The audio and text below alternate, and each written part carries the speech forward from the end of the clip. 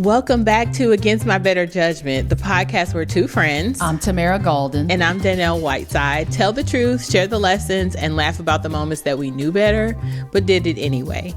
Each week, we share real stories about our lives, about the times that life surprised us, stretched us, or just straight up humbled us, and the lessons that we learned along the way. And this season, we're speaking to you about how we do ships. Yep. And today, I am going to speak to you about how we do hardships. Yeah, that should be really, I'm interested to hear what you have to say. But before we dive in, how have you been? You know, pretty good. I went to Tampa, so I did just a long weekend to Tampa with a couple girlfriends. Shout out to Dawn and shout out to Lena. So we just spent a long weekend together, hanging out, enjoying some sunshine and just catching up. Oh, that's cool. I feel like I'm a little out of sorts because I had an accident in my car. And so I was hit by a tire that flew on the interstate. I was going at, when you're on the interstate, you're going a pretty high rate of speed. And so I was not able to swerve as the car in front of me ran over the tire and spit it out. And so it spit it out into the front of my car. So it hit the front and I had to run over it because I couldn't get over because there was other cars in the other lane. And so now it's in the shop. And so I feel out of sorts because I'm not in my car, but I am rolling in a minivan. Hey. And I actually am thinking now about getting a minivan because it's just a lot more. It fits our life more. What you talking about, Willis? Yeah, so we'll see. And then my child broke my laptop. Donovan broke my laptop. And so it's in the shop right now being fixed at Apple. So I just, when you don't have your stuff, like I have another laptop, but it's older and the processing speed is so slow. So it's just made everything, like I'm Googling stuff on my phone and then typing on my computer because it's too fast. It's too slow to be on looking up stuff on my computer. So I'm just out here bad. But you have that minivan. Yep, I do. Hey. And we're enjoying it. I'm enjoying it. The kids are enjoying it. I can ride with y'all. That's the nice thing about the minivan. I could go with y'all instead of driving a separate car. Yes, see, that's the thing. And like sometimes we'll take my mom with us somewhere or my husband's parents somewhere. So but we can't, if all of us are there, we can't because we have 3 kids. So, which is still very crazy to me that we have 3 children, 3 whole kids, and they're growing. And so that's the thing. The car that I have right now, it fits everyone, but as they grow, these legs are getting longer and it's not gonna work. So as they grow, they can't go. They can't go in that car that I have. It's not quite a car, but it's not big enough. Ain't working. So anyway, pray for me. You got it. Till I get all my stuff back. It's coming. It's coming. So let's talk about how you do hardship. Yeah, I think for this season and how we think about things that take us forward, and that's the ship idea or things that take us forward. I don't think we can get through this season without talking about hardships and how they take us forward, just as people, just in life, and frankly, even as a country, hardships have propelled us forward or not. And so when I think of hardship, the word that comes to mind, frankly, is just adversity. And the hardship that I'm going to speak of today is when we talk about just probably front of mind for a lot of people is just financial hardship. And then just the physical hardship. And I remember Kara Lawson for those of you who do not know who Kara Lawson is, she is a brilliant basketball player. She played for the University of Tennessee, Lady Vols. She went on to play at the WNBA. She then went on to coach Duke's girls. women, young ladies, I should say, as their head coach. And she's also a commentator. She has a lot of accolades in her own right, but something she did well, and if you get a chance, look up Carol Lawson, just put in Doing Hard. And she spoke about how, as a people, we in many ways are defined on how we do hard and whether you can do hard well. And I don't know if it's something learned. I don't know if you're born with it, but sometimes the differentiator is how well we can do hard, because hard is not going anywhere. And when I think about financial hardships, I'm trying to make this relevant to a lot of different people at once. So I'm going to really generalize this. I think about 2008 for me. 2008, every day you heard, 300,000 people have now been laid off. Another 5,000 people lost their job today. And then I became the person that got those papers. I was working in downtown Nashville at a firm, and it was the 2008 crisis. And all of a sudden, I got the call of, we really love you, but we're going to have to let you go. And, I was one of the fortunate folks that were able to get a severance. But what went through my mind, that to me was a hardship. And first of all, I'm going to deal with the hard part of it. It was hard because I had a house. I had a mortgage to pay. I had bills to pay. And I was at that time the sole source of income. Right. I didn't have money coming from anywhere else. And so quickly, the hard part came with just the anxiety of, what am I going to do next? And that was very troubling for me. Thankfully, I had parents that were Johnny on it.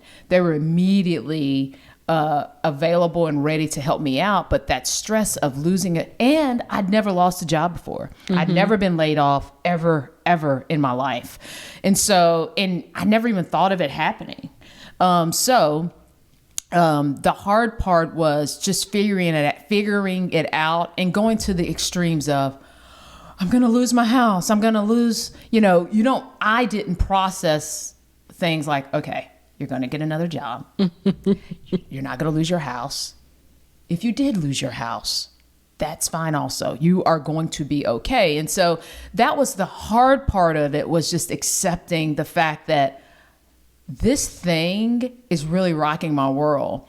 The part that propelled me forward was the recognition.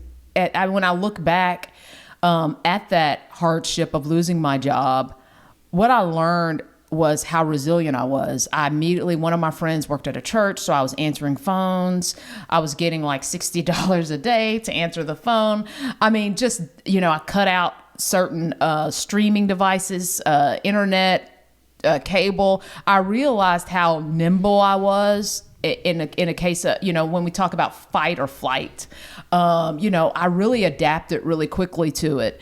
And then I think about how losing that job propelled me to every job after that was better. And had I remained in that job, I wouldn't have gotten my next job, which was at an EPL firm, which is employment law firm. Had I not gotten my job at that employment law firm, I would have never gotten my job to go in-house with insurance. Had I not gotten that job, every job begot another job. And so what was a crisis at the time for me, and it was be real clear, 2008, that was a crisis for the world, right, for the United States. So it really was a financial crisis for many of us. I mean, people were jumping off bridges. Yeah. And I mean, it was definitely a crisis. But the part of it that made me go forward was I recognized resilience. I recognized that jobs can be here today and gone tomorrow, and I'm going to be okay through it all. And losing that job prepared me for every other job that I had after that. So that's first off, when I think of the hardship and learning how to do hard, that crisis really helped me define how I was going to do hard. Was I just going to be woe is me, or was I going to figure out a way to pay these bills? Yeah. So. Hardship happens at different seasons in your life. This, but last year we had a hardship of our own, with my husband, having actually twice been laid off. And as you talk about moving forward, even in those periods where he was without work, because to be clear, we need two incomes for, paying for the boys' school and all the activities and, all the things we need for our life. But God showed us his goodness even in that hardship. Absolutely. And I know one of the times that he experienced, a break in employment was a time that things were ramping up at work and for me starting school. And so it just helped that he was at home during that time. And we were still able to take our family vacations and, but we still face hardship because you just don't know when the next thing is coming. But I think when you do face hardship, for me at least, having a faith foundation is to know that one of the things that I told myself is like, there are 5 people in this house. So we have 5 times the favor. God is not going to let us go without. We are going to have everything we need. And so then the second time that he experienced that, we ended up randomly. So we had refinanced our house the year before. And they told us that if you make 6 on-time payments, every 6 on-time payments, they'll come back to you and lower your interest rate. And I completely forgot about that. Obviously, we made 6 on-time payments, and so they came back and was like, "Hey, it's time for us to lower your interest rate." And because of that, doing that process, we didn't have to pay our mortgage for a month. It just happened to be the same month that he was without, a job, and so that was a lot of money that we kept in our pocket that month that we were actually able to use, so we didn't have to dip into our savings or anything. And so for me, hardship has always shown me God's goodness. That's how I see hardship, is like that it is the way that God shows you, and this is for me having, again, a faith foundation, that the things that you think you're relying on is not it. Like that you have provision that comes from somewhere else, and that no matter what, all of your needs will be met. Even in the story that you described, you still had everything you needed. You were able to get a better job. And so for me, hardship is just an opportunity to show, who your real source is. Yeah. And I also think hardship is also an opportunity to show our gratitude for our source of safety and comfort. And I think of another hardship, and I think of it in the realm of just physical hardships. And I think this is something that a lot of us go through. Ailments happen to loved ones and to ourselves. And I just remember a period in life, it's probably been about 15 years ago, where two things actually happened. One is I was having blood clots just out of the blue. We're talking that's dangerous. And at the time of blood clots, mind you, at this time I was a marathoner. I was running. I was in great shape, but I was having these blood clots. And the reason it was a hardship is because it really rocked my world, because as you all have gotten to know me, I'm a very habitual person. So I am very routine with habits, and working out is one of those routine habits. And so I couldn't work out. I really couldn't do a lot of the things that I wanted to do, because they were really trying to figure out, how in the world is this 23-year-old getting blood clots? This is bananas. And then lo and behold, I end up getting them again. And another thing that you all don't know about me is I'm disciplined in everything except taking medication. I am medication adverse. I will not, I hate it. I hate it. And so, it was really hard for me because I had to take this medication. I had to give myself shots, and I had to go through all this. But the thing that motivated me is because I didn't want to be on medication for the rest of my life. So I didn't want to be on warfarin or Coumadin the rest of my life. And so that motivated me to keep taking the medication. And lo and behold, I've had 3 blood clots as of today, and I'm not on ongoing medication. But that was a real emotional hardship that led me to some sort of, I'd say, almost a mild depression. and figuring out like how was I going to fill that void, and how was I going to deal with life on life's terms. And it just really wiped me out, thinking that I won't be able to fly again, or all these won't be able to's. And again, that's another thing that's hard, that you've got to figure out a way to propel you forward. Well, there is a way. Yeah. Here's how I'm going to be able to do this. I'm going to take this medication. I am going to do what I can do, and I'm going to listen to the medical experts, which I am not. And so the workaround for me is, before a flight, I'll take one Xarelto, literally like the day before, and that's it, just enough to thin my blood for that. So a nice thing about hardships is it forces you in some ways to find solutions, and have some sort of agency over your life and your next steps. The other thing I can think of is, there was a point in my life where, for no reason, I was gaining total opposite. I was gaining at the rate to 10 to 11 pounds a month. No way. What? A month. So What is happening? And keep in mind, I told you that, I mean, even to this day, I work out about an hour and a half, 5 to 6 days a week. And I went to the doctor and I was like, look, this is crazy. Because you can imagine how heavy I was feeling, and how I'm a confident person, but I just didn't feel good. I mean, I was buying brand new clothes. Yeah. And so I went to the doctor. They're like, oh, the blood works well, blah, blah, blah. So I was like, okay, I'm going to do this. I'm going to have to research my research here. Lo and behold, I went to the doctor and I was like, could you send me to a neurologist? They did. Neurologist was... She was a ally, but she couldn't find anything wrong. And I was like, can we do an ultrasound of my thyroid? Because to me, I learned about hypo and hyperthyroidism.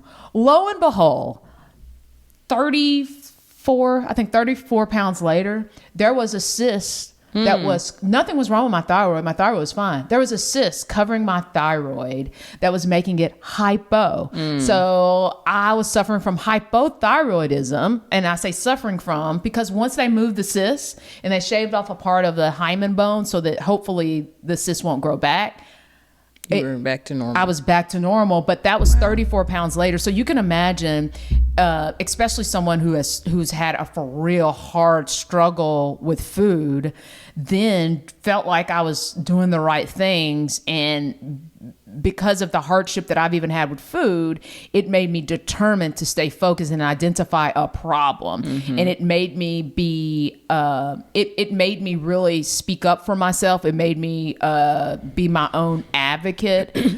So those were hardships that really pressed me forward, because it also had some self-reflection of, wait a minute, when I look at people and I see them at a certain weight, it just helped me to identify, like, okay, what are they going through? What is the struggle? What's really, really going on? So it really helped me to see things and devalue things that didn't really need to be a part of my evaluation.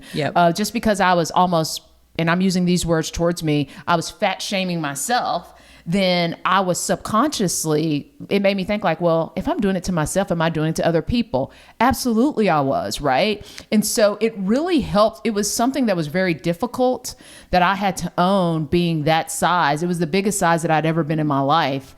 And, just making sure that this is hard, and identifying how I was going to do hard. Well, first of all, I'm going to identify it, figure it out. And then I just had to own that process. But the physical aspect of it was quite troubling. Yeah, I've had a couple of hardships with health as well. At one point I had my gallbladder removed, which was a whole ordeal. And then I would say my fertility journey wasn't the easiest, which was a hardship for me. When we decided that we wanted to try to have children, it didn't happen right away, and really didn't have a reason why. And then when we finally did get pregnant, I had a miscarriage, which was so totally heartbreaking, and really just questioned a whole lot of things, and then, had a pregnancy, live birth, and then had an ectopic pregnancy the next time. And so it always felt like a struggle and a hardship. And I think, though, that what my story describes and what yours describes is that you get key information about yourself through hardship. Like, I figured out in trying to get pregnant the things that my body needed, the hormones that needed to be balanced, what I needed to eat, you know, all of those things, and how I needed to be my optimal health to have babies. And apparently I figured out the secret because, you know. Yeah. You do hard good. So, you know, I think people sometimes shy away from hardship, but you really learn through hardship. You know, this ain't a Bible podcast, but the scripture that's coming to my mind is endure hardness like a good soldier. And you learn how to endure. You learn who you are. Like, when I'm going through hardship, my prayers are stronger. They get there faster. I learn about other people and who I can lean and depend on when things are hard. I learn how other people operate when things are hard. I learn so many things through hardship. And sure, you can watch somebody else go through hardship and learn by watching, but there's nothing like a bought lesson. A lesson that you paid for with blood, sweat, and tears. You will never forget it, and you will always appreciate that. From what comes from hardship is that there's another side. There's the other side, and you will always appreciate coming out on the other side. Yeah, and I guess in sum, when I think about hardship and learning how to do hard and making sure that you do hard good, I think about three things, and that is identify the hard. Like, what is this that's really, really hard? You have to recognize it to learn from it.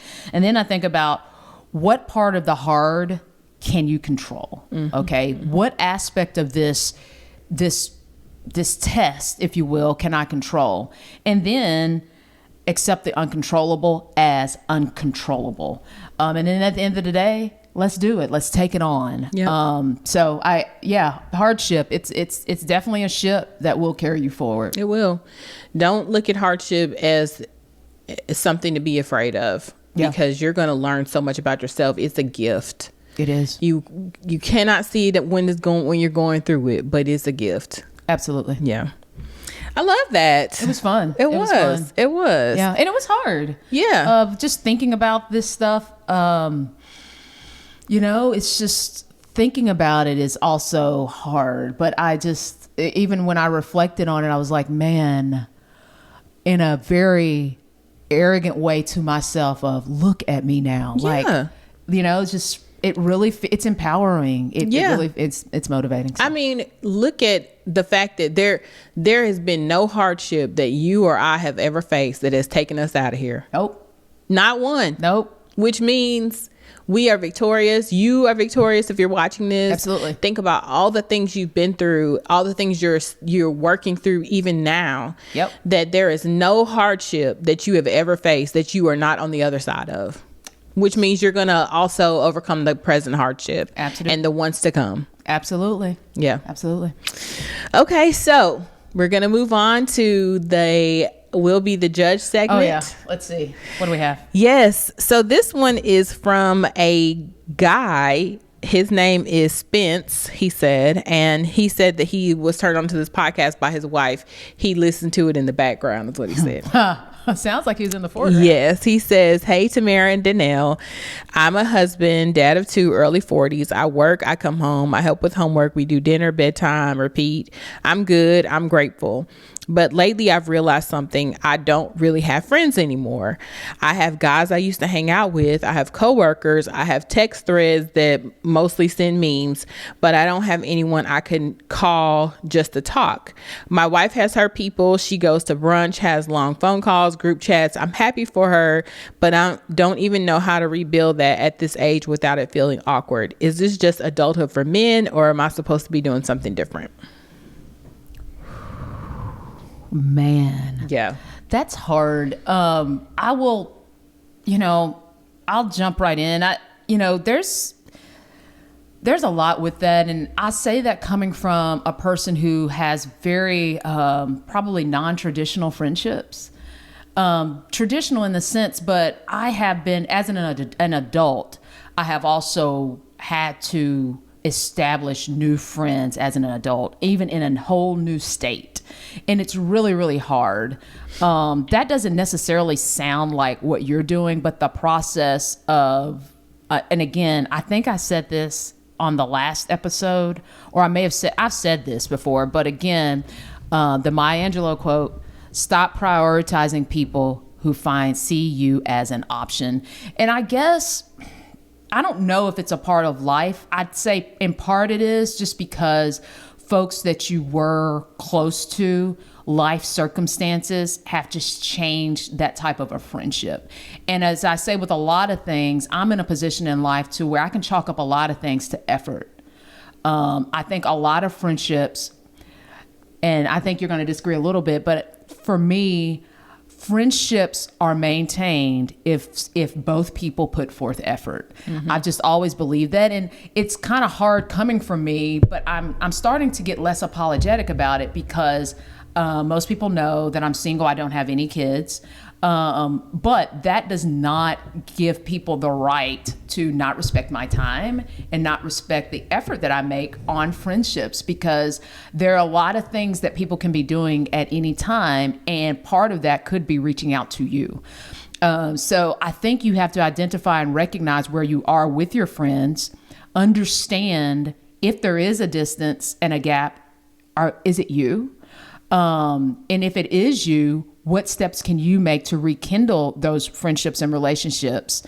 And if you can't, or you choose not to, then you have to own that. The other thing is just figuring out, what do you like? What do you enjoy that's outside of your house or inside of your house, with or without your wife or kids? Are there groups that you and your kids go to where you're making different relationships with people there? Is that an outlet? Is what do you like? Do you like golf? Do you like pickleball? Can you develop friends through those types of sources? And then I'd even also go for the low-hanging fruit. Do you enjoy your wife's friends? It doesn't have to be that complicated. The world that your wife's in, does she invite you into it? Are there like-minded people in that group? I have stolen my friends time and time again. And so if it works, why? I don't think they're her friends or his friends. If there's a group that really works for you, run with that. I even think about us, Danelle. You were really friends with my girlfriend, Catherine. Mm-hmm. And I feel like I just stole you. So, why recreate things that, organically work? So that's my, unqualified opinion on that. Spence, I would say if you hadn't said you were a dad of two, I would have thought my husband wrote this letter.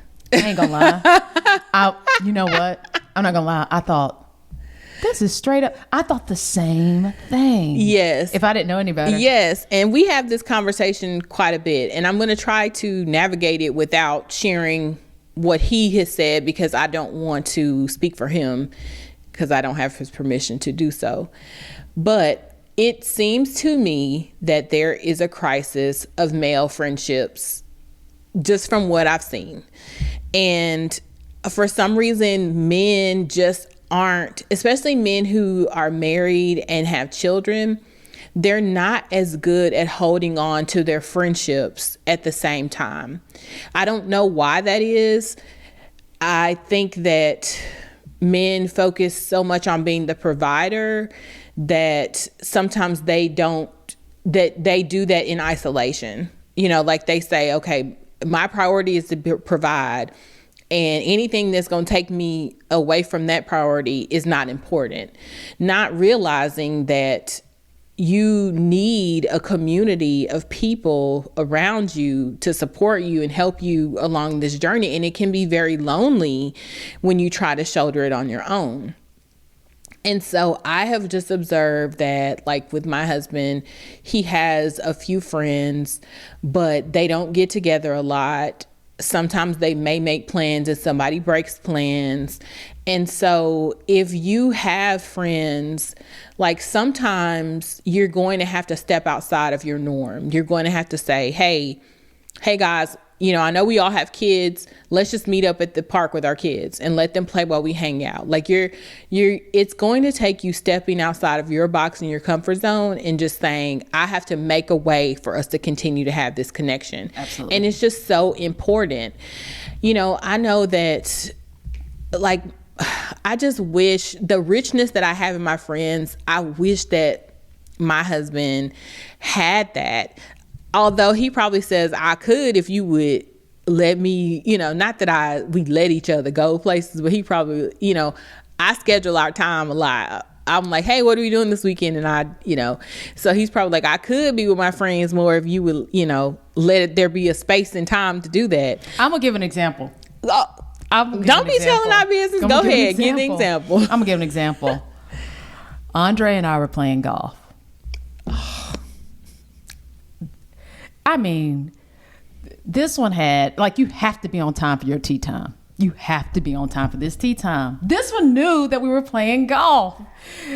She had this man going to get a baby bag, backtracking, doing so much that by the time he made it to play golf, he was just it's like, why even go play golf? So I think that a lot of times we have to recognize, especially when your friend rich, you have to almost go above and beyond to make your partner's time as seamless as possible, or it can negate them from feeling like they can do it, or you may say that it's okay, but maybe they don't feel like it's okay. So I think sometimes you may need to have you may need to have a talk with your wife, or you didn't say he said married, yeah. Okay. Well, you need to have a talk with your partner and just make sure that if there are things that create anxiety with you going to be with your friends, that hopefully your partner, since she's listening to us, she can really let go and it's like, okay, let me think this through. I got it. Whatever it is, I can figure it out. I promise. I'm not.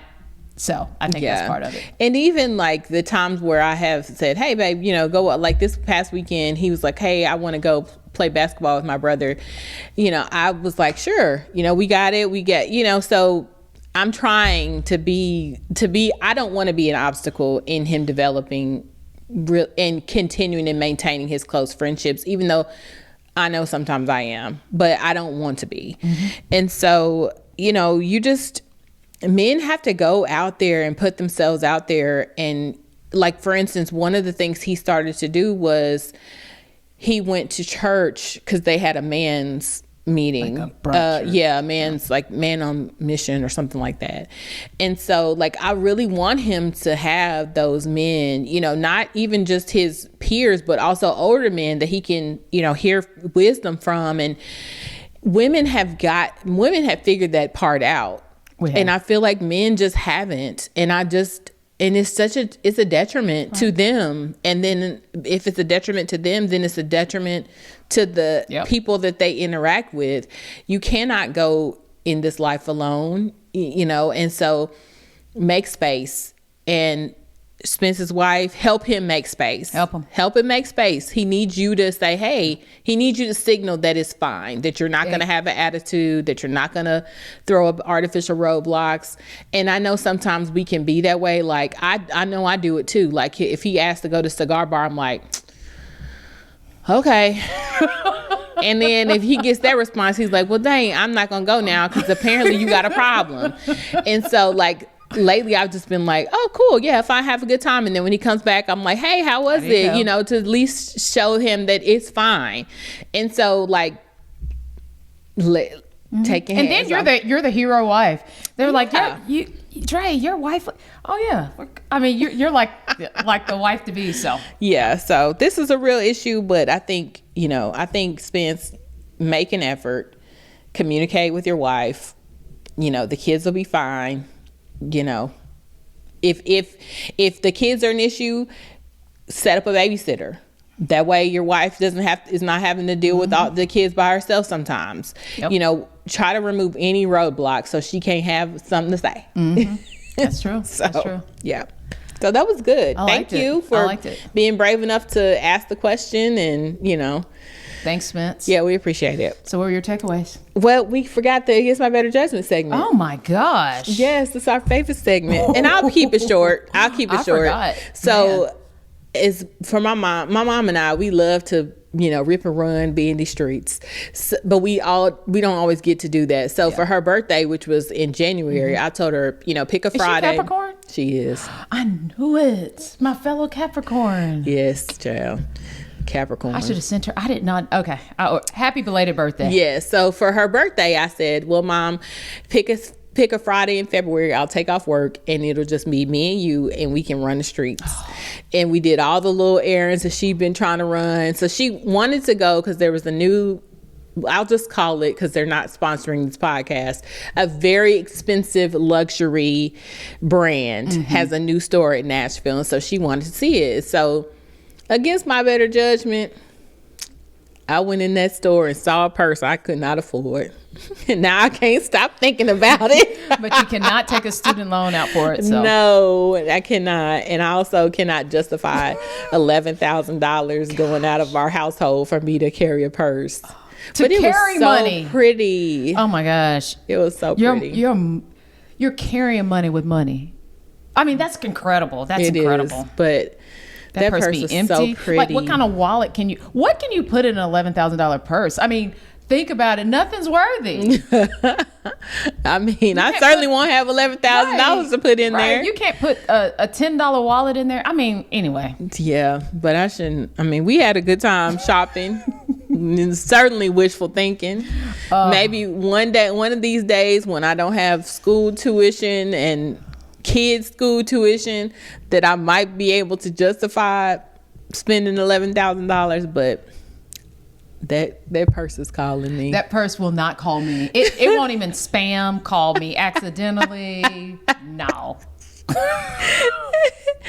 Anyway, so what are we taking away from today? I think that selling hardships, like I think learning how to do hard, identifying what's hard, identifying what you can have control of, and identifying the uncontrollable as uncontrollable. We have to learn how to do hard well. Yeah. And I, again, will say that there has never been a hardship that you have faced that you have not come out on the other side of and have been better. So appreciate the hardships because they give you the best lessons. Agree. So it's been a great conversation. It was fun. Yeah. So thank you for watching or listening. If you would like for us to judge you and the fact that you have not spent time with your friends, send us an email at againstmybetterjudgmentpod@gmail.com or a comment on Facebook and Instagram at againstmybetterjudgmentpod.